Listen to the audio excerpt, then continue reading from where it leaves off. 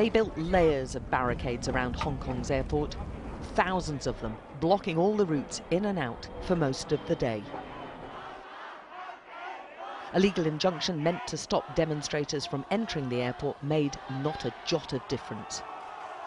Instead, they made a mockery of the law, building walls out of whatever they could lay their hands on. Inside, airport security struggled to track down anyone suspected of being a protester.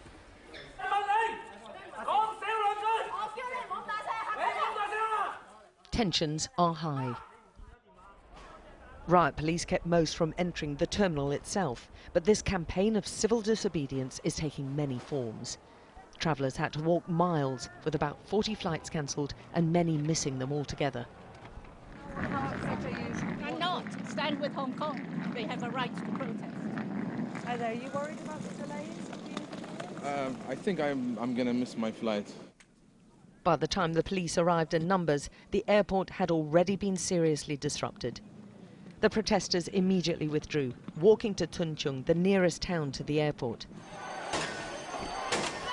And inside the subway station, they set about tearing it apart. Ticket machines were smashed and the control room attacked. Many of them used their umbrellas to protect their identities. This was mob rule. Riot police stormed trains searching for demonstrators, whilst parents shielded their children.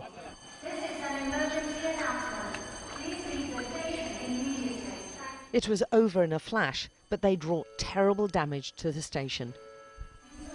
Things have really taken a turn for the worse, with serious amount of destruction. Look at the terminals getting into the train station. They've flooded the area with water. They broke into a fire extinguisher and they've trashed everything.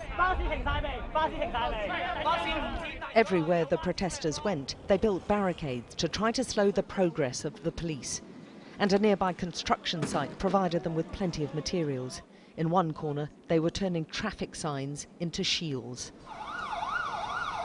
Several barricades were set alight. The pro-democracy protests are not going away. The police do not seem to be able to get a grip of this rising anarchy, arriving at the station hours afterwards with no protester in sight. There's a lot of anger towards the police too. Those are boos and jeers from the residents as the police leave the station. And the demonstrators are getting increasingly angry and violent as their frustration grows. Alex Crawford, Sky News, Hong Kong.